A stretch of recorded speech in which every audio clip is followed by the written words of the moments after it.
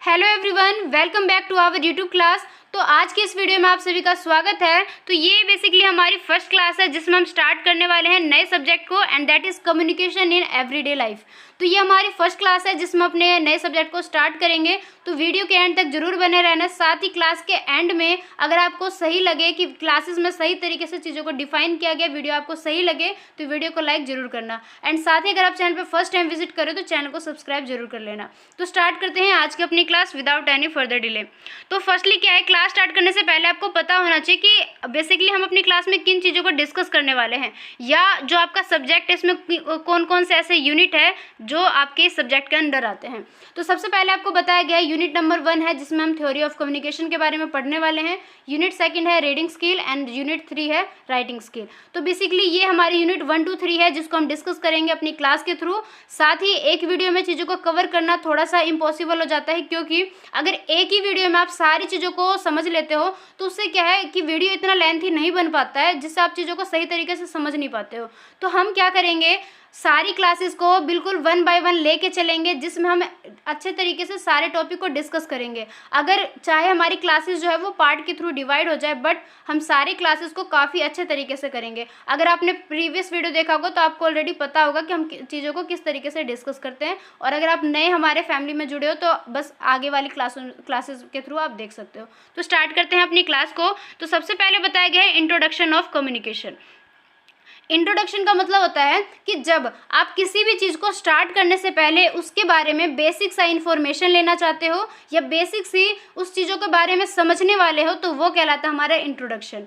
तो स्टार्ट करते हैं आज की अपनी क्लास। तो सबसे पहले बताया गया जो कम्युनिकेशन है, इसका मतलब होता है कि कोई भी ऐसी एक्टिविटी या कोई भी ऐसा क्रिया जहाँ पर हम अपने इन्फॉर्मेशन को, इमोशन को, फीलिंग को कन्वे करते हैं किसी दूसरे के साथ में। मतलब कि जब 2 या 2 से ज़्यादा व्यक्ति आपस में बातचीत के द्वारा किसी चीज़ को शेयर करते हैं, कोई भी हो सकता है, इन्फॉर्मेशन हो सकता है, आइडियाज़ हो सकता है, हमारी इमोशन हो सकती है या फीलिंग हो सकता है, कुछ भी हो सकता है। तो ये इन चीज़ों का जब आप दूसरों के साथ में डिस्कस करते हो, शेयर करते हो, तो ये कहलाता है हमारा communication.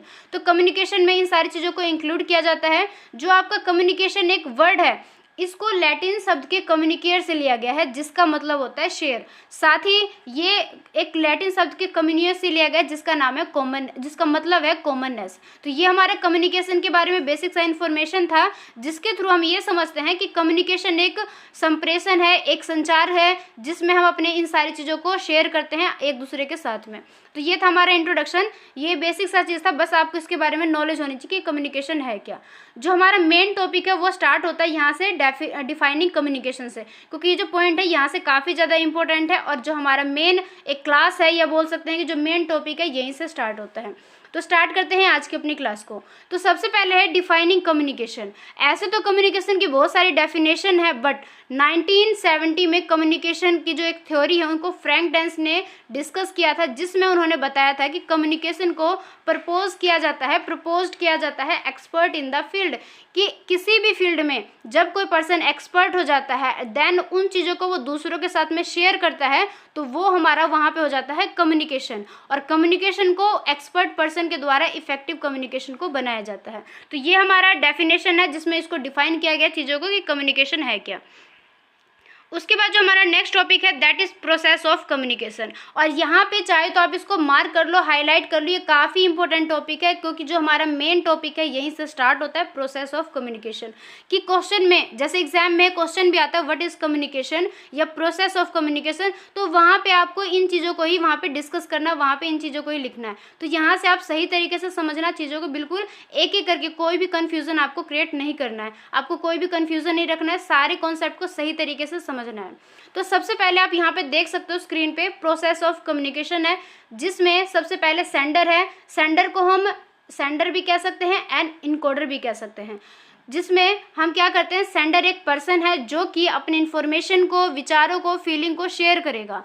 Encoding the message second step है, जिसमें मैसेज को किसी ना किसी मीडियम का यूज़ करके उसको भेजा जाता है। मतलब कि जब हम किसी मीडियम का यूज़ करते हैं कि हम किस तरीके से अपने मैसेज को शेयर करेंगे, चाहे वो हमारा फेस टू फेस होगा, चाहे वो हम उसको लिख के देंगे मतलब रिटन कम्युनिकेशन में चला जाए, चाहे वो तो किसी दूसरे तरीके से भी जाए, कि यहाँ पर ये देखा जाता है कि हम कौन से चैनल का, कौन से मीडिया का यूज़ करके अपने मैसेज को आगे तक पहुँचा रहे हैं।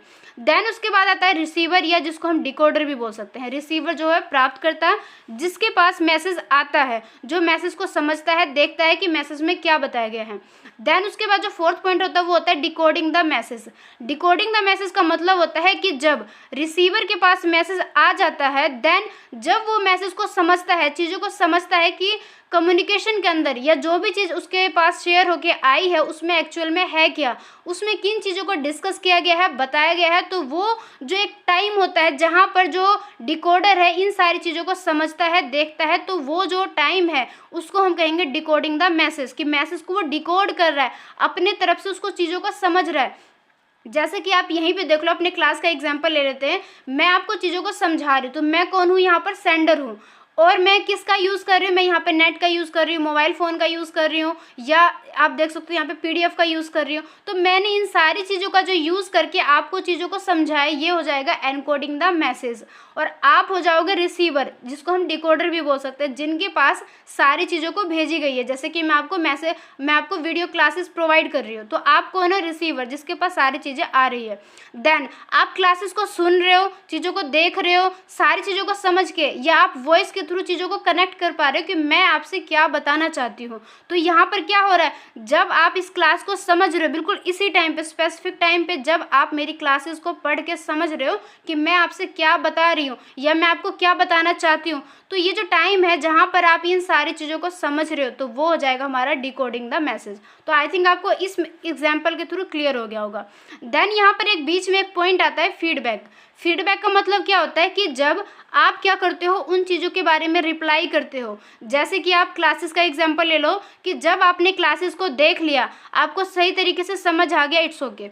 अगर मान लो यहीं पे आपको कोई कन्फ्यूज़न क्रिएट हो जाता है कि या आप किसी चीज़ के बारे में सही तरीके से समझ नहीं पाते हो, तो आप क्या करते हो, कॉमेंट करते हो, या कॉमेंट के थ्रू आप चीज़ों को पूछ लेते हो। तो वहाँ पर क्या है, आपने फीडबैक दिया मुझसे, चाहे फीडबैक में आपका क्वेश्चन ही क्यों ना हो, या आप उसके लिए थैंक यू ही क्यों ना कह रहे हो, तो यहाँ पर क्या है, आप कुछ ना कुछ रिप्लाई दे रहे हो, वीडियो के बारे में ही है वो, तो वो क्या है, यहाँ पर फीडबैक है। तो आई थिंक आपको ये समझ आ गया, ये जो पूरा प्रोसेस है कम्प्लीटली है, जिसको हम कम्युनिकेशन एनवायरनमेंट भी कहते हैं, कम्युनिकेशन का पर्यावरण भी कहते हैं। तो यहाँ तक आपको सारी चीज़ें क्लियर हो गया होगा, कोई भी कन्फ्यूज़न मत रखना। ये हमारा प्रोसेस ऑफ कम्युनिकेशन है, जिसमें हमने ये देखा कि किस तरीके से sender, encoding the message, receiver, decoding the message, ये सारी चीज़ प्रोसेस होता है। बीच में जो फीडबैक होता है, फीडबैक के थ्रू हम आपस में जो भी हमारी इन्फॉर्मेशन है या जो भी हमारा आपस में एक रिप्लाई होता है, उसको हम शेयर करते हैं या पूछ लेते हैं।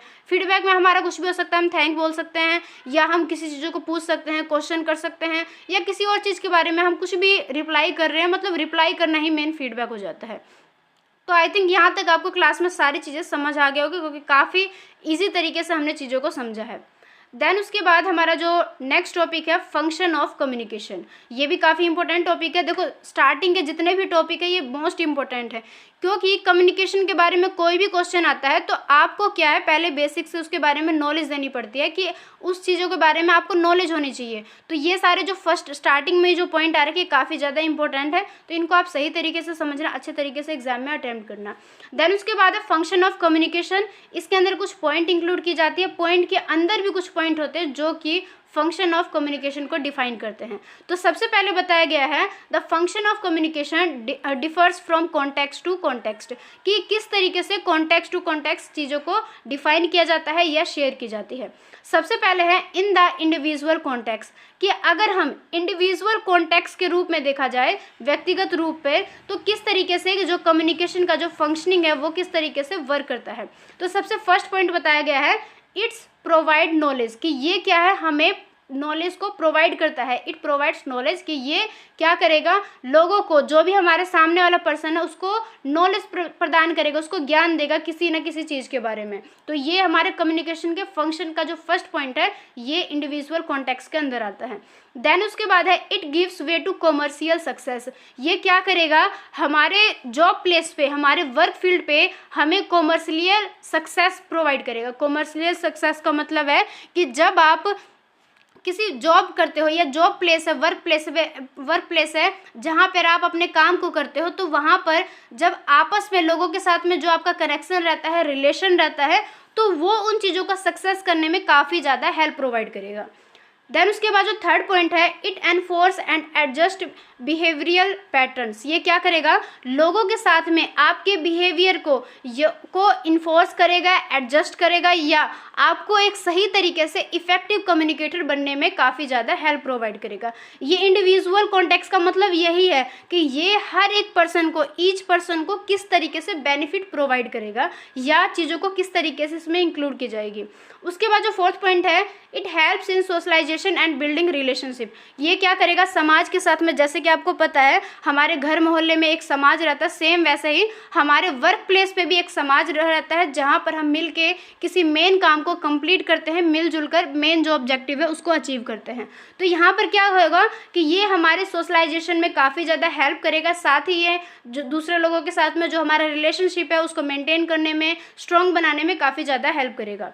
देन उसके बाद next point, it creates legends, जिसमें क्या करेंगे, किसी भी पर्सन को एक अलग सा रूप प्रदान में, या जैसे आप देखते हो कि कई पर्सन क्या होते हैं, उनका जो एक व्यक्तित्व है काफ़ी ज़्यादा इफेक्टिव रहता है या लोग उसके साथ में ज़्यादा अट्रैक्ट होते हैं, तो यहाँ पर आपको एक अलग सा अट्रैक्शन देने में या एक अलग सा इफेक्टिव पर्सन बनने में काफ़ी ज़्यादा हेल्प प्रोवाइड करेगा। तो ये बेसिकली हमारा फर्स्ट पॉइंट था जिसमें हमने ये देखा कि फंक्शनिंग ऑफ कम्युनिकेशन के अंदर इंडिविजुअल रूप पे ये किस तरीके से हेल्पफुल रहता है।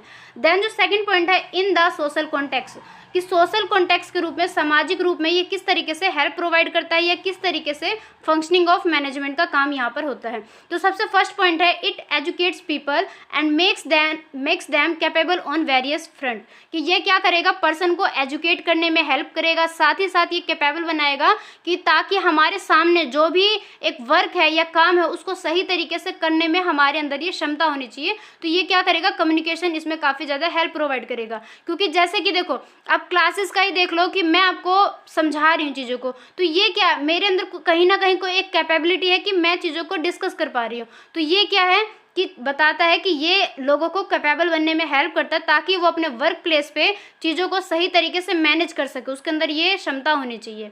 देन उसके बाद जो नेक्स्ट पॉइंट बताता है कि ये हमें किसी भी प्रोडक्ट को या किसी भी जो सर्विसेज है या जो हमारा मेन टारगेट है उसको अचीव करने में काफ़ी ज़्यादा हेल्प प्रोवाइड करेगा। देन उसके बाद जो लास्ट पॉइंट है, थर्ड पॉइंट है कि ये क्या करेगा, हमारे माइंड को या हमें जो भी चीज़ हमें डेवलप होनी चाहिए, मॉडिफाई होनी चाहिए, या जितने भी इशू हो जाते हैं कई बार वर्क प्लेस पे, तो उन सभी को सॉल्व करने में, साथ ही हमारा जो भी एक टारगेट है, डेवलप होना चाहिए, स्किल जो होनी चाहिए एक्चुअल में, उन सभी को अचीव करने में, गोल करने में ये सारे काफ़ी ज़्यादा हेल्प प्रोवाइड करेगा। तो ये था हमारा सोशल कॉन्टेक्स्ट जिसको हमने काफ़ी सही तरीके से समझ लिया।